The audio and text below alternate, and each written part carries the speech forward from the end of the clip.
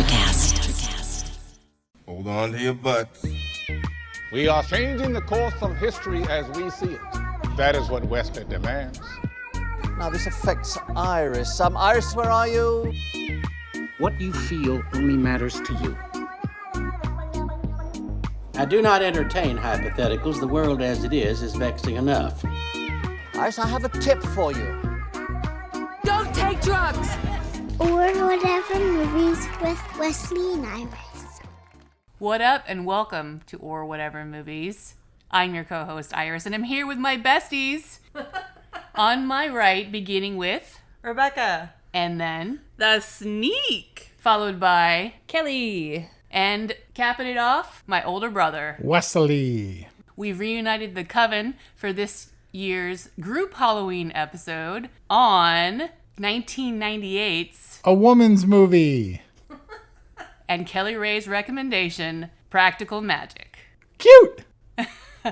As said by our mom. And Kelly's soon-to-be mother-in-law. Did Carmen see this movie?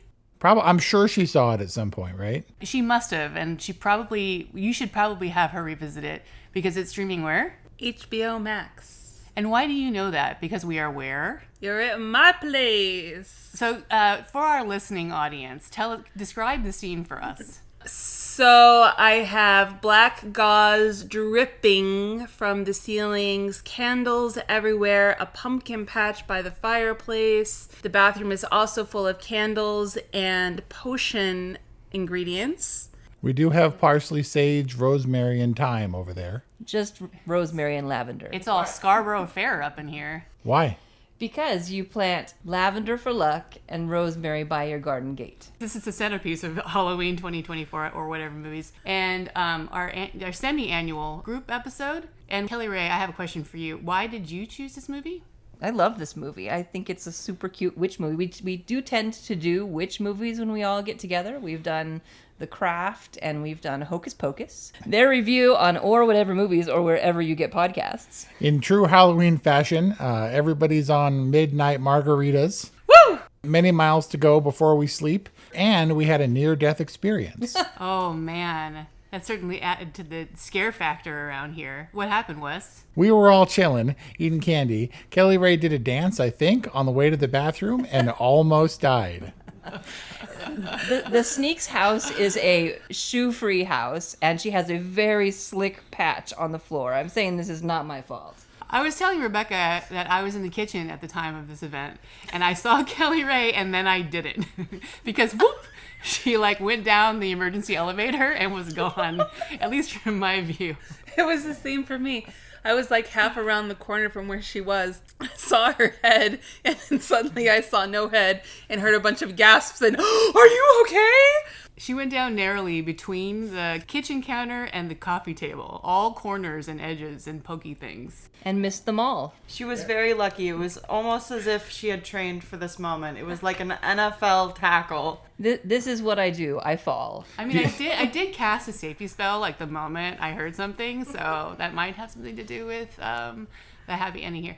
So because it's a witch movie, I wanted to ask you, Wes, how you felt about being here with a bunch of witch bitches, because when they were all doing the midnight margarita dance, I was like, this is not what warlocks do. That's a shame. I almost didn't show up for this movie. I almost tried to find better, more interesting things to do. But here I am, and it's a good thing, because if Kelly Ray had died today, she's the only one who knows CPR. But I did feel a little bit on the outside. I'm only one of a couple who didn't drink the midnight margaritas or whatever. But I would just like to point out that I fell before having a midnight margarita. Right. And we made her stay seated for the rest because it only would have gotten worse.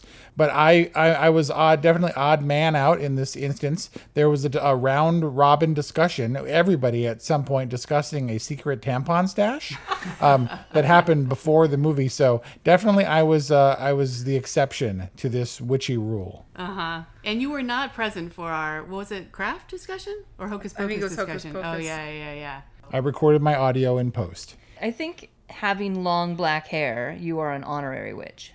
Yeah. Yes. But I guess the bad guy in this movie also had long kind of black hair, right? He was the good guy, and then he went all Nicolas Cage. Are you talking about Angelov? Angela. I thought Nicolas Cage was the good guy usually. He was until he becomes the bad guy. Oh, long leg spoiler? What? Oh. Nicolas Cage is often the bad guy. Nicolas Cage is a national treasure. How dare you? He is. He actually is mostly the bad guy in his later years, hasn't he been? As with group discussions, this is not going to be about the movie at all. Well, Oh, I took some notes.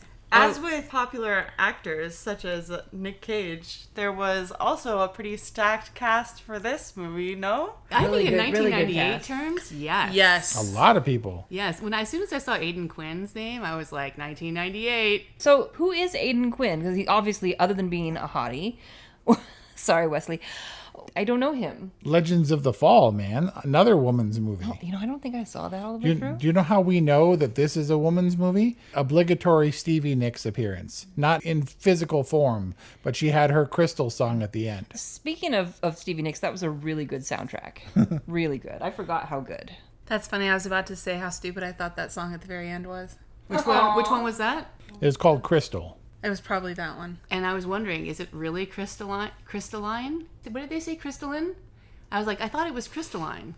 Are we gonna settle this debate once and for all? Crystalline, crystalline. Man. I think Crystal was the friends we made along the way. Tomato, potato. Fine. So this is the Twilight of witch movies, right? Or the interview with this is the beautiful witches, not the old crones or whatever, but they become old crones, right? Because they've said at the top, we eat chocolate cake for breakfast, right? And then no bedtime and no teeth brushing. But then as they get older, Jilly told Sally that her breath was bad. So she's on her way to crondom from all that not teeth brushing. I mean, I think that was just because they were under the covers together. Hold up. Which one of the women looked like an old crone? No, none of them Which did. witch? Which witch? I'm saying that typically witches, as is seen in the Vivitch, are horrific looking and scary. And this is the young, beautiful witch like Twilight or Interview with the Vampire or whatever, instead of the crony witch. But even the ants weren't crony. The ants are my style icons, you guys. When I am an old lady, that is exactly what I want to look like. So it's been noted that the ladies, Stocker Channing and Diane Wiest, who played the ants, they were old, as evidenced by their fashion. They dressed in a 1900s turn of the century sort of style, and that's got to be true. Because in real life, Stockard Channing was 33 years old when she was in high school. Oh, for Grease. I was thinking not in this movie she wasn't. For Rizzo. So she's obviously an old soul. This is an intergenerational coven. Very. We've got the aunties or great aunties. We got the sisters, and then Sandra Bullock, and then her two little witches. I mean, I assume they're witches. Mm-hmm. So we represented all the ages, but I think, Becca, you had another representational question. No, I was just saying that even though this movie has exclusively straight relationships, I felt like it gives off strong gay vibes. But also, after seeing multiple now witch movies for Halloween, I feel like if you have a witch movie, no matter what, it's going to give off gay vibes, and you can't fight it. Yeah, interesting, because Magic is sexy. That's why they were the ants, because you need a mommy and a daddy in the conventional sense to make these two girls that are sisters, and then they both had to die, and the ants raised them. Amy is laughing. You also laughed at the end. What was that about? Look, I very much enjoyed this movie, but I have to say, what was with the Santa Claus moment at the end? When, like, they're all on the roof and then they float down all majestically, like, we believe! And the whole town is surrounding them like they're all about the witches. I don't really feel like that was in keeping with the rest of the movie, where it's like everybody hated them. There was never any kind of discussion about whether or not witchism is real.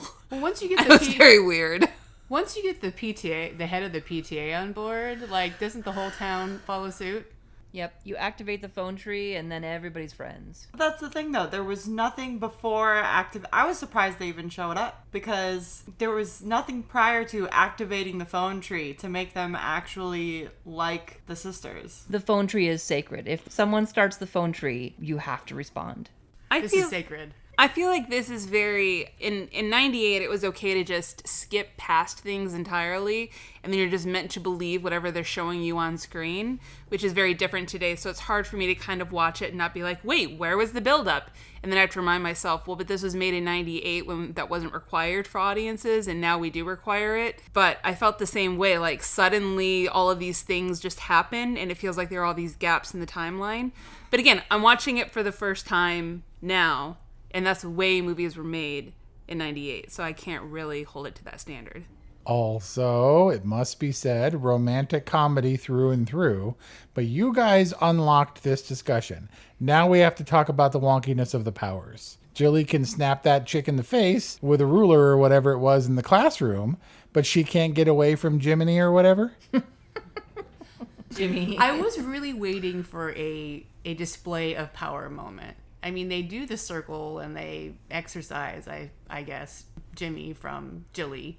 But I wanted Sandra Bullock to, like, reel back and then, like, shoot out magic and, like, take him down or something. To your point, Wes, why wasn't there some awesome display of witch power? Because she was a Hufflepuff. She wasn't a Gryffindor. It was, like, neutered magic. She was repressing it. I think it's a gentler sort of magic. It's not like I'm going to throw you across the room with my psychic powers magic. It's small changes, right? The lady was already fiddling with the ruler or something and it smacked her, and love potions and whatnot. I think you have to affect the world that's already there. It's practical magic. It's practical magic. I'm just saying when you need it, maybe you could try to escape the dude who's trying to kill you or burn you with his ring or whatever. I suppose that would also be practical. I think ultimately with the whole movie, I think the issue with any of, like, oh, so suddenly now she's married and now suddenly she has kids. And it's like, if you blinked for half a second, you would have missed the moment where she got married in the movie. Everything happened so quickly. So when you're talking about why didn't we see the build up for magic, we didn't see the build up for anything. Things just kind of happened. And I'm not saying that I think that that's a problem with the movie. I think that's a problem with that kind of filmmaking at the time, where it's like someone was in the room pitching it and they're like, and then this will happen, and then this will happen, and then this will happen, and then they wrote it down and they made that the script. We did have a lot of ground to cover in this film, right? We have to cover basically two entire life's loves in the course of the story for Sandy. So we get kind of like the second half of the first love and the first half of the second love, and maybe together they make one complete love. Anyone with me on board with that? I think they're two separate loves. You can have more than one. Right, and this is, I guess, because this is her true love, and that's what a romantic comedy is all about. Yeah, her true love that's gonna die in 3 years. Yeah, can we talk about that? Well, they set it up so that the joining of hands at the end broke the curse. Or at least that's where we're led to believe. Maybe someday we'll get a practical magic too. Impractical magic. No. Jilly Bean's revenge. No. But hold up, go back, because I didn't catch that at all. You were saying that because they joined hands, now he won't die? It was just something that they said while they were all climbing up on the roof. Maybe it was the joining of hands and that the curse was lifted. I think we're just assuming at this point that the curse is lifted. I think I was too distracted staring at the striped socks to notice that. Standard issue. I too missed this detail. Missed it entirely. The striped socks? But this is important. This is the difference, I think, between a happy ending and a happy crappy ending. Because they have 3 good years and then she's going to be heartbroken again. Then you can kind of look at practical magic as a bit of a tragedy. So, is this Jerry Maguire? Practical tragic. I was completely prepared when both Jilly and, what's her name? Sally. When she's like, I love you. She's like, my heart will go on. And they were like all saying goodbye. I was definitely prepared for this to be a tragedy. That was a Titanic reference. So, question for you guys. We had the first husband. We had to get him into the picture so we could quickly get him out of the picture. He first appeared in the magical montage. But later on, when Aidan Quinn was the worst cop ever, didn't bring her in for murder that she essentially confessed to, was he under some kind of spell? No. Yes. It depends on whether you think she was casting the spell on herself, which is what I believe. She cast the spell on herself to fall in love with this person. she didn't cast a spell on him, but there may have been residual effects. Was it just like pillow talk when he said that he didn't believe in curses, when he had just witnessed an attempted haunting murder and almost got Temple of Doomed? I was thinking about this because Brian literally tried to teach Paloma this weekend that if you spill salt, you take some and then you throw it over your shoulder.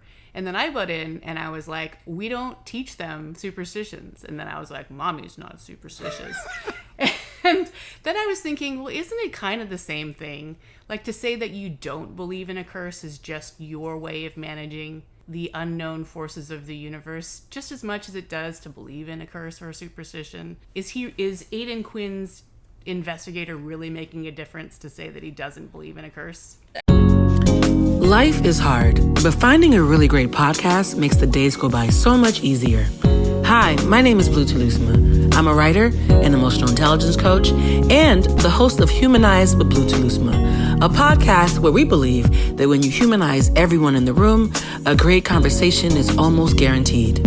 Join us every week here on Electricast as me and my guest co-hosts unpack big topics and interview even bigger personalities with a sense of humor and a dash of mischief. If you're looking for a new best friend in your head, we've got you covered. Electricast. I suppose it depends, right? In the Skeleton Key, Man, you throwback. had Available now at Or Whatever Movies or wherever you get podcasts. You had to believe in it for it to work. But in this world, it seems like, I mean, probably the husband that did die didn't believe in the curse either. I don't think she told the first one about the curse. Yeah, she essentially wasn't practicing magic. She had abandoned the ways. I thought that him saying that he didn't believe in curses was just them trying to set us up for the fact that if they got together and fell in love, he wouldn't die in 3 years. Again, unsuccessfully. Necessary for this to be a true romantic comedy. Can we also talk for just a second about the moment when they were preparing to banish the man that was possessing Jillian's body, and they used this really like peppy, quirky music with like a lighthearted gathering of the coven? It was like this super plucky music, and everyone was like, oh, look, I brought my dustbuster. And it was like they're all getting ready to like banish this man who's possessing her body. It actually made me laugh out loud.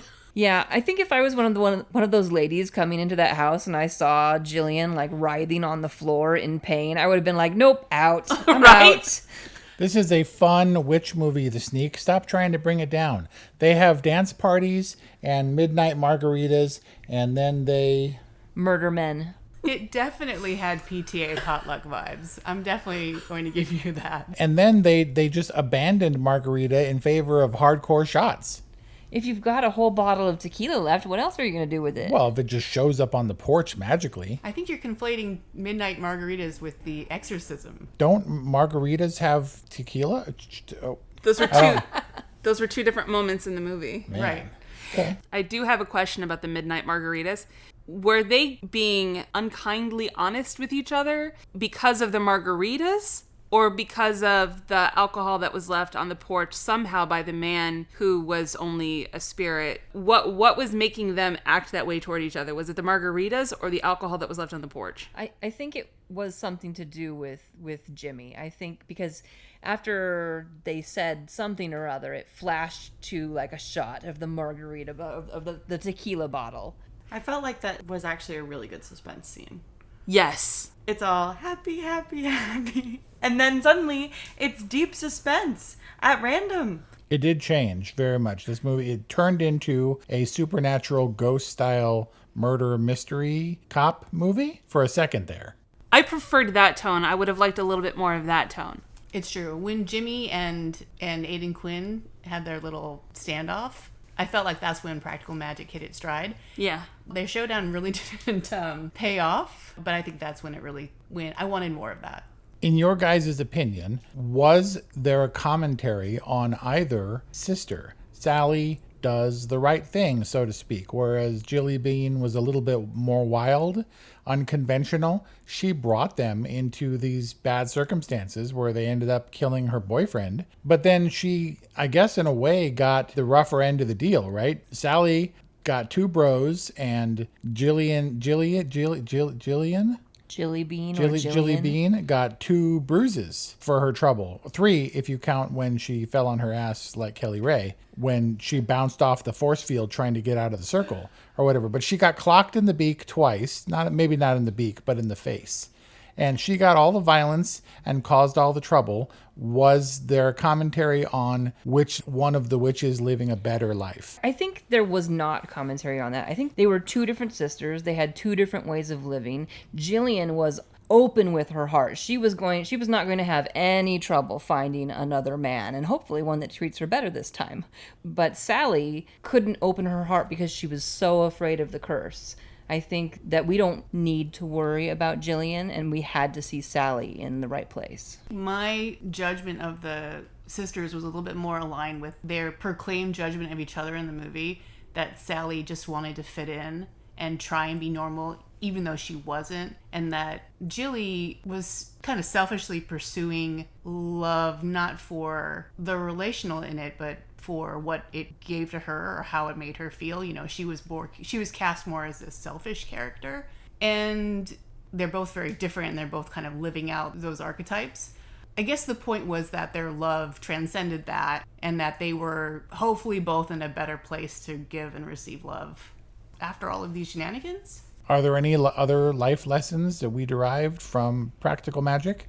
Or any jokes that we're missing that are in our notes? Because I really, really want to work in Rizzo singing, "Look at me, I'm Sandra Bee," but I just can't fit it in. Nobody? I don't even know what that That's Grease. I know. I got that, but come on, some props, please. I will say Sandra Bullock. She's In the 2 wrong different generation. In Right. 2 different movies, she dated a Michael and then adopted a Michael. In The Blind Side, that was the kid's name. Is it bad that I That's never Sandra saw Bullock, that? right? What movies does she date a Michael? This one, the first guy, his name was Michael. Oh. Was it? That Josh Lucas looking guy? Who was that? I think that was Josh Lucas. No, it was not. I have a question. So, first sleazy guy was in The Bed of Roses. First of all, they didn't actually bring him back from the dead, right? Because they didn't put the needle through his eye. That's what I thought. Bed of Roses, that was Chris O'Donnell, I think. Or maybe that was Circle of Friends. Wasn't there a movie called Bed of Roses? Nothing? Nobody? Just me. Circle of Friends is a different movie. I don't get it. I think there's a Guns N' Roses song, Bed of Roses.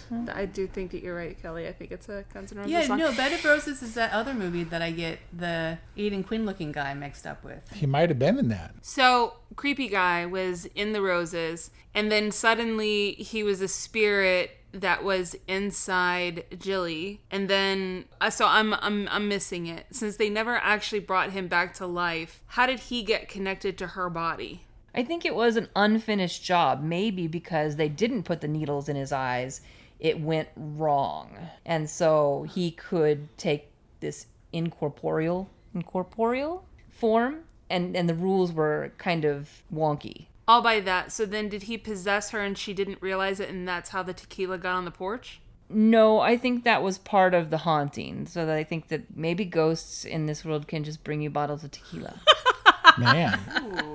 I think like this was a microcosm of men in romantic comedies in general. They materialize when you need them. They disintegrate when you're done with them, and then you sweep them under the rug.